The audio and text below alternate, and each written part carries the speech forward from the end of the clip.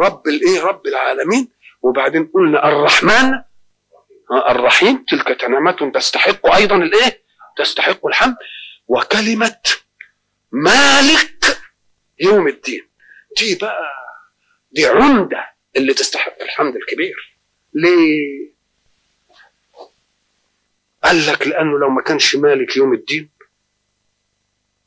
كان الذي صنع شرا استمتع به في الدنيا قد خرج من حدود التكليف وأراح نفسه، وشقي الملتزمون بالتكليف.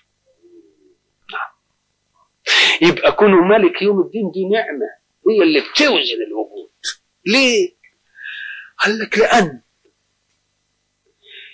لو أنه ماهوش مالك يوم الدين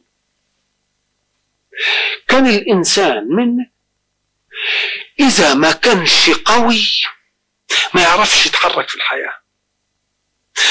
ليه؟ قال لك لأن أنت حركتك إذا كنت مستقيما على المنهج بتنفع غيرك في دنيا، ولكنها قد لا تنتفع بها إلا في أخراك.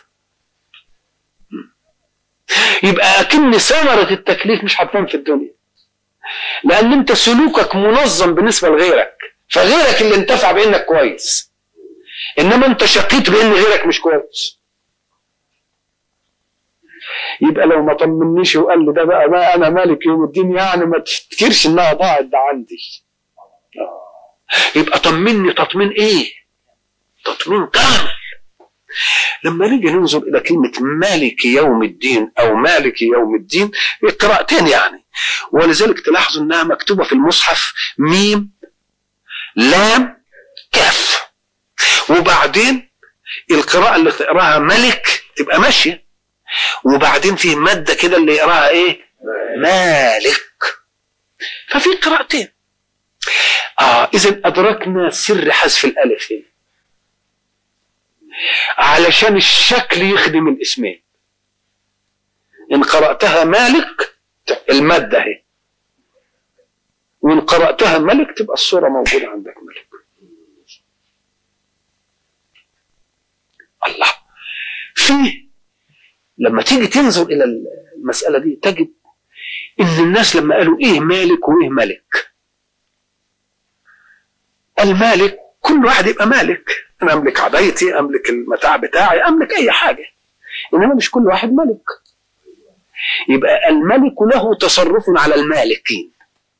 يبقى ملك يبقى إيه؟ يبقى أعلى يعني. نقول له طب كويس أوي، لكن هو الملك ده صحيح تصرفه أعلى على المالكين. أنت مالك وهذا مالك وده مالك وده مالك وده مالك، كل واحد مالك اللي عنده أيا كان أهو مالك. لكن لما يجي الملك يبقى على الإيه؟ على الكل. نقول له له المالك يتصرف في ملك الغير؟ ده ما يتصرفش في ملك الغير. ما هو ما يتصرفش في ملك الغير. انت تعرف الملك ده او الرئيس او حاكم الدولة او لاخره رئيس على مين؟ رئيس على المخالف لقوانينه بس، انما اللي هو مش مخالف قانونه ولا له دعوة عندي، وانا ماله. يعني متى يكون رئيس على ايه؟ مخالفه، انما ما دام مش مخالفه ولا اي حاجه، خلاص انتهى. الله. اذا مش معنى فالذي راى ان ملك يبقى يدخل في حوزه تصرفه مالكين، راى ان كلمه ملك ابلغ من مالك. والذي راى ان مالك لا يتصرف في مال غيره، بل هو جاء ليحافظ على ايه؟ 5 أشياء. قاعد كده عينه مفتحة لأمته أو لرعيته عشان يحافظ على 5 أشياء للناس: الدين والنفس والعقل والنسل والمال. مهمة الحاكم جاي يعمل ايه؟ انه يحافظ ليه على دول. اذا فهو بيحافظ لي على ما املك، مش بيتصرف فيما املك، يبقى جاي ليه، جاي ليه انا. يبقى يقول لك اذا هنا مالك ابلغ من ملك. انما يقول لك لكن الملك في ظاهر الامر في الدنيا عند الناس بيتصرف في المالكين، فقال لك تبقى ملك ابلغ. ولذلك ربنا هيدينا يقول لك انا تركت كلمة ملك لخلقي، يبقى ده ملك وده ملك وده ملك، وده يملك لك شيء وده يملك لك شيء، لأن دي أسباب، دنيا الأسباب. لكن لما نيجي في اليوم الآخر بقى لا مالك ولا ملك، لا مالك ولا ملك. ولذلك قال لك ايه؟ يوم لا تملك نفس لنفس شيئا والامر يومئذ. طب ما هو الامر في كل وقت لله.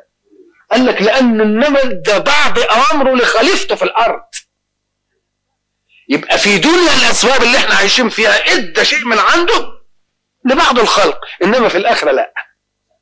اذا بيطمني على انك ان بليت بمالك او بملك يطغى فيك بحكم الاسباب والمسببات، لانه مثلا يملك لك شيئا، يقول اللي هيسعدك بقى في الاخره ان هو بس لوحده مالك يوم الدين او ملك يوم الدين. فاطمئن الى انك انت فيه وقت هتخرج فيه من طغيان البشر او من طغيان الذين لا يأتمرون بمنهج الله، واطمئن جدا على انك انت ايه؟ ما فيش لا مالك ولا ملك بأي معنى شئتها، إن كانت مالك أبلغ ولا ملك أبلغ، إنما لمن الملك اليوم؟ لله الواحد الإيه؟ الواحد القهار. ما تيجي تقول ملك أو مالك يوم الدين، هنا ملك أو مالك وهنا يوم والدين. كلمة يوم دي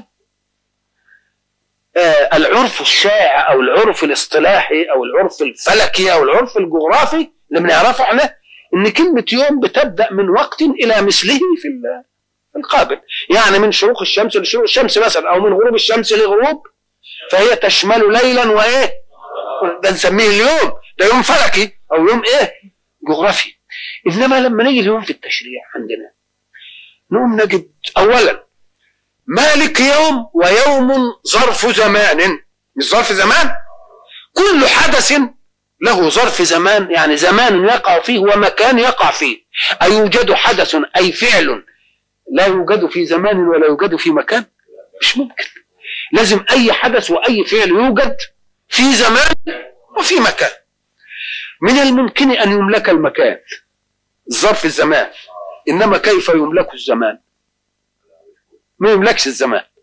ولذلك المفسرين قال لك مالك يوم الدين أي مالك أمور يوم الدين، لأن ظرف الزمان ده ما يملكش.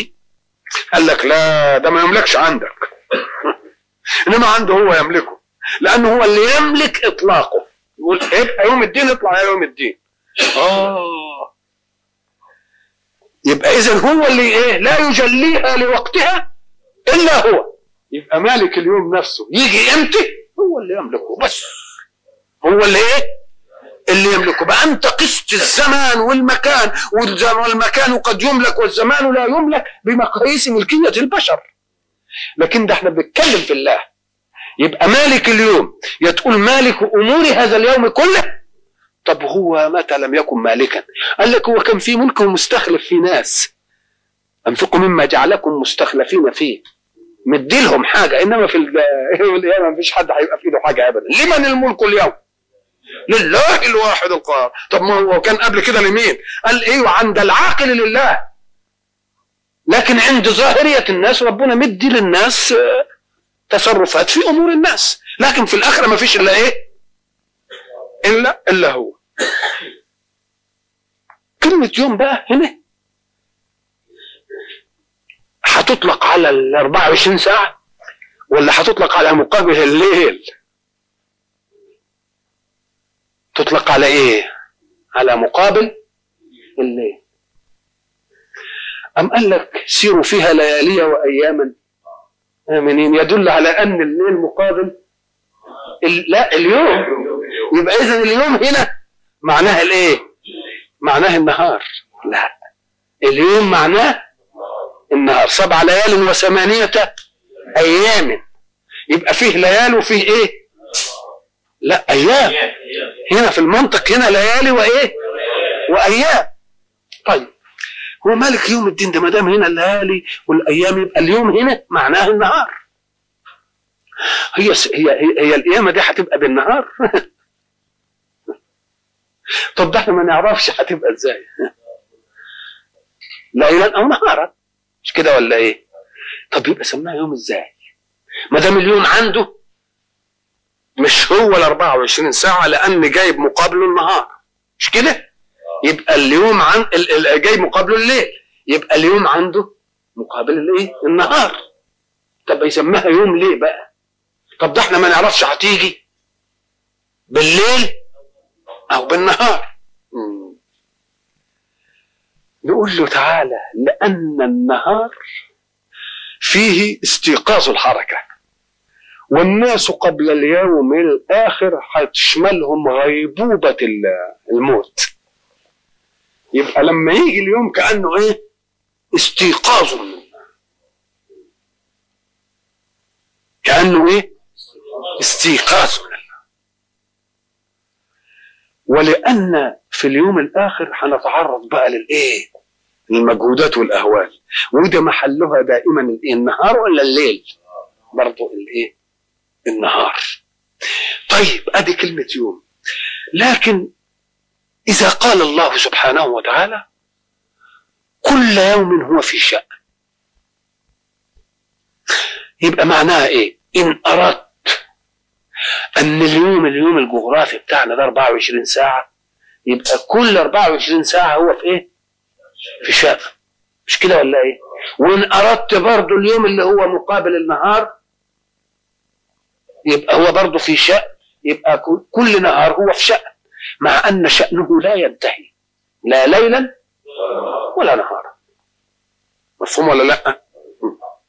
ما دام شأنه لا ينتهي لا ليلا ولا نهارا، يبقى لازم نشوف كلمة يوم دي، نقول له الارتقاءات الكشفية اللي اكتشفنا بها أسرار الفلك علمتني إن بتقول الأرض كورة وبتلف حوالين نفسها في حركة، وبتلف حوالين الإيه؟ الشمس في حركة، بينشأ عن لفتها حول نفسها ليلا ونهار، وبينشأ عن لفتها حول الشمس فصول. طيب ما دامت الأرض تدور، يبقى قدر لي يوم كل منطقة. امسك خط واحد مثلا من خطوط الطول، لأن هي دي اللي ايه؟ تبقى فيها الليل والنهار، مش كده ولا لا؟ لما تجيب خط من خطوط الطول وابدأ له يوم نهار، مش هياخد النص. طيب الخط اللي بعده يبقى بدأ نهاره بعد قد ايه؟ بعد مدة. الله، طب وانت ليه هتاخد بالخط ده؟ انت تاخد بالحركة، بمعنى ان كل الارض ما تتحرك حركة يبقى بدأ يوم، يبقى وانتهت غابت عن حتة يبقى بدأ ليل. طب وهي دائرة دائمة، اذا ففي كل جزء من مليون لحظة، من المليون من اللحظة، بيبدأ نهار وينتهي ليل. يبقى إذا لما نقول كل يوم هو في شأن، أنت بتحسبها كل يوم أنا ولا كل يوم الصين ولا كل يوم ليبيا ولا كل يوم إيه؟ كل يوم بحته. يبقى إذا هو في شأن لا ينتهي، لأن خروج ليل ونهار لا ينتهي أبدا، كل يوم يبدأ، كل لحظة يبدأ إيه؟ يبدأ يوم، كل لحظة يبدأ يوم، كل لحظة يبدأ يوم. إذا هو في إيه؟ هو في شأن دائما، في شأن دائما، مش معطل يعني، لا هو في شأن دائما، لأن ما دام قال لك كل يوم تقول له يوم من؟ يوم الخلق جميعا. وما دام يوم الخلق جميعا كل لحظة يبتدئ فيها يوم وينتهي فيها. إذن فمعنى كل يوم هو في شأن تسميه يوم الآن، أي كل آن هو في شأن، لأن كل آن بيبدأ إيه؟ بيبدأ يوم. يبقى إذن مما يجعل الحق يستحق الحمد أنه مالك يوم الدين، لأن دي المسألة اللي هتفصل الفصل النهائي في كل ما يريح الذي تعب في الحياة. نقول له لا انت هتروح، ما فيش حد من زملائك او من اخوانك الانس ده هيبقى له سلطان عليك، اطمئن على دي، لانك انت هتبقى بايه؟ على طول مباشرة. يبقى ده يطمئن مين؟ يطمئن العبد. يبقى اذا من تمام ضمان الامن في النفس البشرية ان يعتقد الانسان باليوم الاخر. ان فاته جزاء على عمله في الدنيا من جهد الناس له، سيطمئن على أن جزاءه في الآخرة لن يفوته. وحين يوجد الجزاء في الآخرة يكون أربى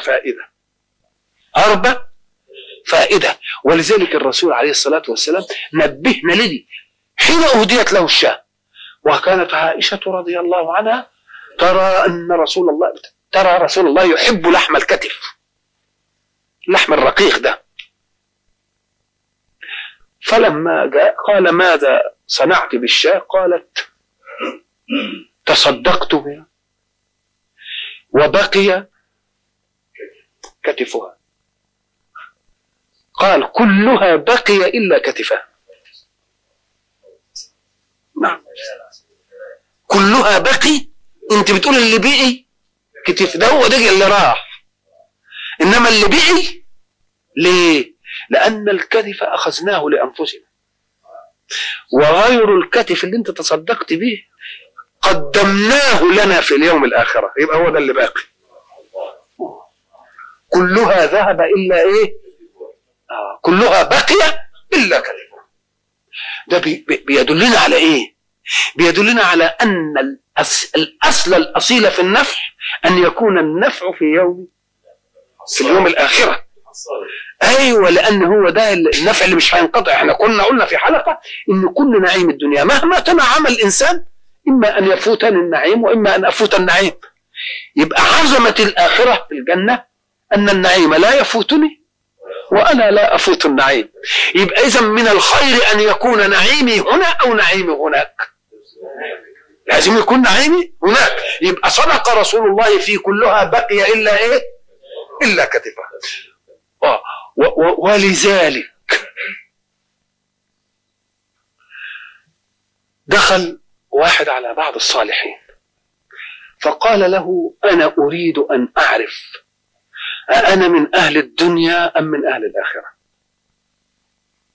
فماذا قال له؟ انظروا إلى دقة الجواب، إشراقية الأداء.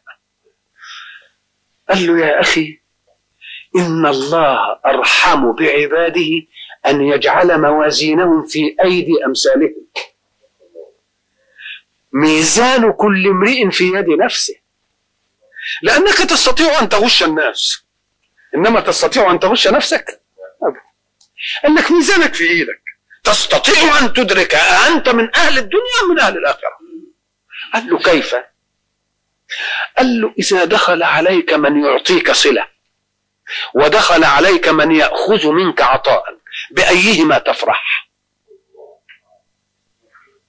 فسكت.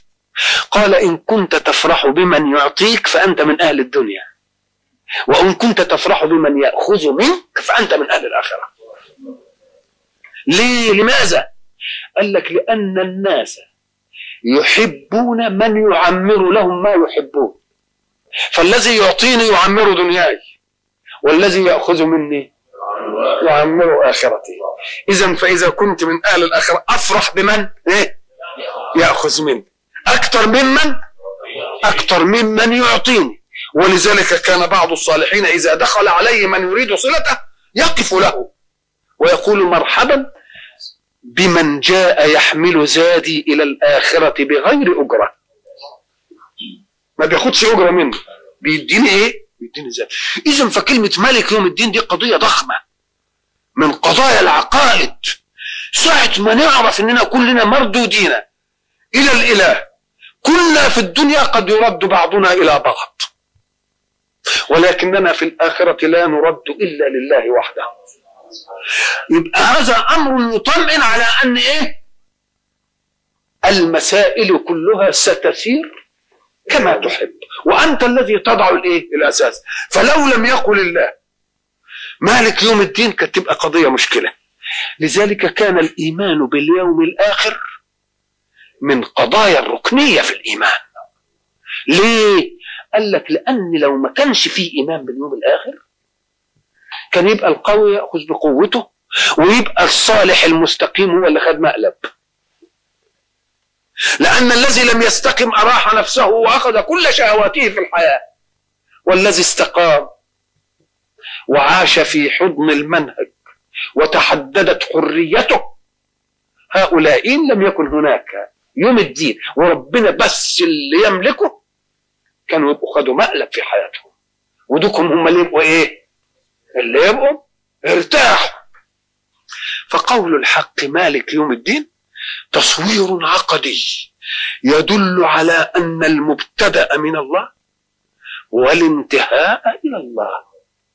إذن لا نضيع بين القوسين في غير الله. ما دام القوس الأولاني من الله والقوس الثاني إلى الله، يبقى احنا بقى نتأنزح ليه في وسط القوسين؟ لا، يبقى بين القوسين يجب أن يرد إلى مين؟ يجب أن يرد إلى الله. لاحظوا هنا شيء في اللغة، شيء يسموه ضمير الغيبة. الغيبة زي ما تجيب اسمه زيد حضر أو زيد قابلته، يبقى ده زيد ده غيب ولا غايب ولا مش غايب؟ غايب. إنما أنت قابلتك، مش كده؟ أنا تكلمت، يبقى ده حاضر ولا لأ؟ يبقى إذن فيه كم حاجة؟ غائب ومتكلم اللي هو أنا، ومخاطب اللي هو أنت. أنا اللي بتكلم، وأنت اللي قدامي خاطب. قرينتنا واضحة. إنما كلمة هو دي اللي هي على زيد الأسماء الظاهرة من الغائب كله. لما أقول إيه؟ لو كان الله قال الحمد لي كان يبقى إيه؟ تكلم، مش كده؟ إنما قال الحمد لله لأن الله غيب، لأن الله غيب، وقاعد يتكلم ورب العالمين غيب، ما مش قدامي يعني. وخدناها كلها بالإيه؟ بالعقديات، والعقديات كلها غيبية. مفيش أمر عقدي يجي في أمر حسي أبدا. لا يأتي أمر عقدي في أمر حسي أبدا. أتقول أنا أعتقد أنني جالس في مسجد الإذاعة وقاعد في الشعراوي يتكلم؟ دي عقيدة دي، لأنها أمر حسي ما تدخلش في مقام الاعتقاد ولا الإيمان ولا البتاع. أنا أحس، مش كده ولا إيه؟ فلما يجي في الغيب يقول الحمد لله يبقى غيب، ورب العالمين غيب، ورحمن ورحيم غيب، ومالك يوم الدين غيب. خلاص؟ كان يجب أن يكون السياق إياه نعبد، مش كده؟ كان يجب أن يكون السياق في الصورة إيه؟ إياه نعبد. لكن رحمة نقول السياق ده بيسموه التفات. التفات يعني السياق كان لغيبة وبعدين بقى إيه؟ كأنك استحضرت الغيب إلها واستحضرته ربا واستحضرته رحمانا واستحضرته رحيما واستحضرته مالك يوم الدين، فبان أمامك وأصبح مخاطبا. انتقل الغيب إلى إيه؟ إلى حضور الخطاب. بعد ما كان غيب بقى إيه؟ بقى حاضر. بعد ما كان علم يقين بالغيب بقى إيه؟ عين يقين. فما تقولش إياه بقى هيظل غيب لإمتى بقى؟ ده أنت قعدت تجيب الصفات الغيب كده كده كده لحد ما إيه؟ اختمرت صفات الغيب بقى بقيت في محضر الشهود. فقلت إياك نعبد وإياك نستعين. ساعة ما تشوف إياك نعبد، العبارة كانت تؤديها نعبدك، مش كده؟ ونستعين بك، ولا إيه؟ لكن لما تيجي تقول إيه؟ أقابلك، ما يمنعش أن تقول وأقابل فلان، إنما تقول إياك أقابل ما يمكنش تعطف عليه تاني، يبقى مش هتقول إلا أول. مش كده ولا لا؟ يبقى إذا لما تقول أقابلك يصح تقول وفلان وفلان وفلان، تبقى المقابلة مش خاصة. لكن إذا قلت إياك وتقدمها أقابل ما يقدرش تعطف عليه واحد تاني والأسلوب يفسد. يبقى إذا يعني معناها أننا نخصك وحدك بالعبادة. بالك لو قال نعبدك وحدك ما تؤديش إياك نعبد. ليه؟ لأن لما تقول نعبدك الذهن من أول ما يسمعها يقول لك ويمكن هيعطف حد تاني. لكن لما نقول إياك ونقدمها كده من أول الأمر انحسمت، من أول الأمر انحسمت العبادة لله وحده. ليه؟ أم قال لك لأن العبادة دي خضوع لله، بيفعل ولا تفعل، ولذلك جعل الصلاة دي هي العبادة، وجعل السجود هو منتهى الخضوع. ليه؟ أم قال لك لأن الإنسان المستقيم ده، طب ده الإنسان بيعرفوه حيوان مستوي القامة. مستوي القامة يعني مش قامته كده بالأرض، مستوي القامة. ولذلك لما يجوا يعدوا لواحد كبرياء ولا شمم وبتاع وحاجة يحب يعني، مش كده؟ يبقى مستوي القامة ده يبقى له ايه؟ أعلى وله أسفل. أعلى وهو هنا، يوم يجي الخضوع ده يروح ايه؟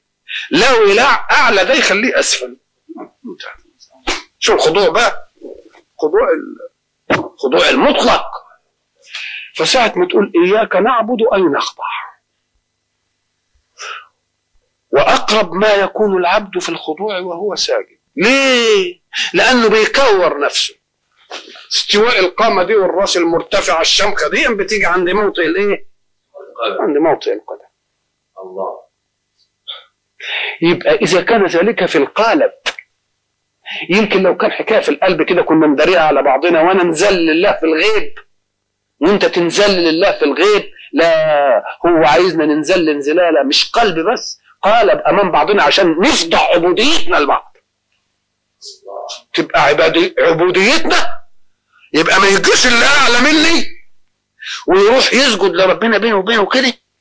لا، يقول له تعالى هنا واسجد كده، علشان اللي انت بحكم اوضاع المجتمع انت عالي عليه يشوفك كده، وانت يبقى عمال بيفتح لنا عبوديتنا له، عشان ما فيش واحد بعد ذلك ايه يستعلى ولا يتكبر، والادنى يشوف الاعلى برضه زيه. يبقى اذا السوائيه في العباده هنا، سوائيه في العباده تبقى تديني ايه؟ عباده، وعباده لواحد، لان العباده لواحد تحميك من العبادة لملايين سواك. فلو لم تكن العبادة لواحد لخضعت لكل ذي قوة في أي ناحية من النواحي. والله يريد الناس جميعا عبادا له وحده. أسأله سبحانه وتعالى أن يخلص عبوديتنا له لنحظى بخير السيادة منه. وإلى لقاء آخر إن شاء الله.